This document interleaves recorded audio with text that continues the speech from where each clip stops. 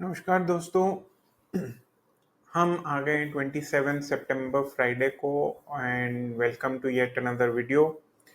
आज मैं आपको स्टॉक ऑफ द मंथ बताने जा रहा हूं जो पिछले पूरे सितंबर में जिसकी वॉल्यूम्स अच्छी थी उस बेसिस पे हम stock of the month select करते हैं जो कि अक्टूबर में जिसमें निवेश किया जाए। बट ऑब्वियसली सब कुछ तुक्का है। जैसे मैं कहता आ रहा हूँ कि ये मेरा डिस्क्लेमर है कि सब तुक्का होता है और आपको फाइनेंशियल एडवाइजर की सलाह लेनी है। तो ये मैंने अपने फेवरेट टूल स्क्रीनर में अपलोड आज का डेटा अपलोड कर दिया है। तो पूरे महीने का क्यूमुलेटिव डेटा मैंने अपलोड यहाँ पे कर दिया है ऑलरेडी आपके लिए। और अब हम इसको सॉर्ट कर लेते हैं वॉल्यूम से। तो वॉल्यूम से जब हम सॉर्ट करते हैं तो ये ऊपर वो कंपनीज आ जाती हैं जो जिनकी वॉल्यूम सबसे ज़्यादा है। तो ये डिसेंडिंग ऑर्डर में सॉर्ट कर लिया हमने। और जैसे कि मैं एक फिल्टर हमारा ये है कि 5,000 करोड़ से मार्केट कैप उसका ज़्यादा होना चाहिए। तो हम इसको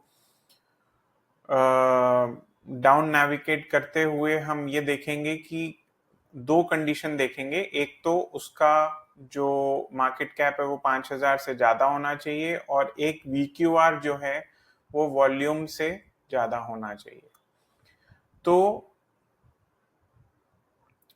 पहली कंपनी है वेस्ट लाइफ फूड। इसका VQR वॉल्यूम से ज़्यादा नहीं है। आगे चलते हैं सीक्वेंट साइजेस। इसका भी VQR वॉल्यूम से ज़्यादा नहीं है। उसके बाद आ गया स्टर्लिंग विल्सन। उसका भी VQR एक्चुअली में नेगेटिव है। उसके बाद आया श्री रेणुका शुगर। इसका VQR है ही नहीं। उसके बाद आया नाइन टेक। इसका मार्केट कैप कम है। उसके बाद आया डीवीज लैब। इसका VQR भी ज़्यादा है और इसकी मार्केट कैप फिल्टर भी मैच कर रहा है। हाउएवर अगर आप intrinsic value to current price देखेंगे तो इसका खाली 0.22 है। तो इसको मैं इग्नोर कर रहा हूँ। उसके बाद आगे चलते हैं। तो प्रिज्म जॉनसन। इसका VQR 0 है।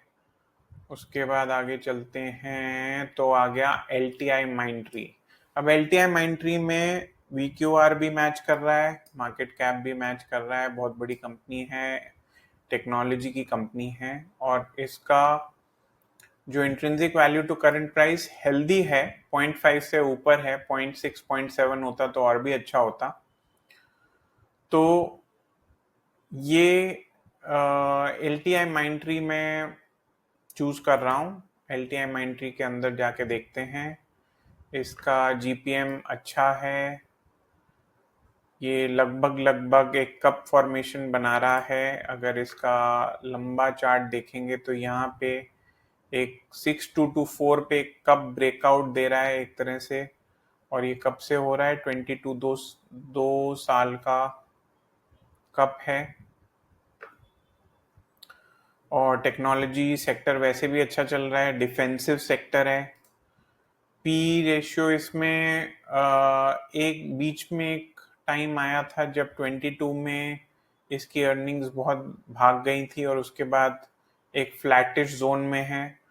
तो बुरी तो नहीं कहूँगा, एक फ्लैट जोन में चल रही है। और अब उसके बाद थोड़ी सी पी एक्सपेंशन भी यहाँ पे हो रही है।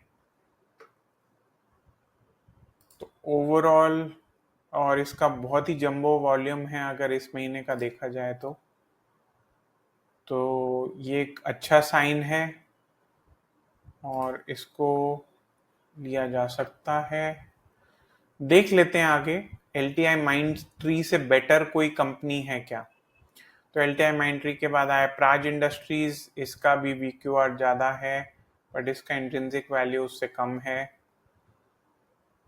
और इसका ROE भी कम है LTI माइंट्री से। उसके बाद आया शीला फोम। शीला फोम भी इसका ये भी कम है, ROE भी कम है। शीला फोम के बाद है भारत इलेक्ट्रॉन, ये तो मैंने आज तक नाम भी नहीं सुना, बट एनीवेज इसका भी इंट्रिंसिक वैल्यू कम है। उसके बाद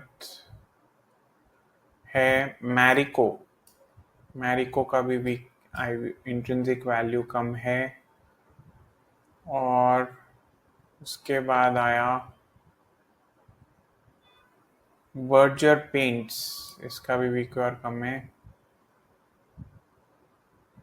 सो आई थिंक नीचे तो काफ़ी हम नीचे चले गए, तो उस हिसाब से देखा जाए तो the top most company where the intrinsic value is healthy which is 0.5 and above is LTI Mindtree। तो ये हो गया स्टॉक ऑफ द मंथ। इसमें हम ज़्यादा जो है सब्जेक्टिव ओपिनियन नहीं लगाएंगे, और ये Mindtree और LTI का मर्जर है, और ये तब LTI Mindtree जाके बना। इसका QPL क्या है? 3 शेयर पर लाख। अगर आपके पास लाख रुपए का कैपिटल है तो आपको खाली 3 शेयर लेने हैं, विच इज अबाउट 18,000 रुपीज। 18,000 रुपए के शेयर लेने हैं, उससे आपका रिस्क मैनेजमेंट भी कंप्लीट हो जाएगा, और इसको आप ले सकते हैं। और ये अपने 200 डे मूविंग एवरेज से करीबन 13% ऊपर चल रहा है, which is also very healthy. So ये वीडियो यहीं तक रखते हैं। थैंक यू सो मच, मिलते हैं अगले वीडियो में। आई होप कि आप LTI Mindtree में अगर निवेश करते हैं, मैं नहीं कह रहा हूं आपको करने के लिए, अगर आप करते हैं तो आई होप कि you will have a good October month. Let's see and meet you in the next video. Take care.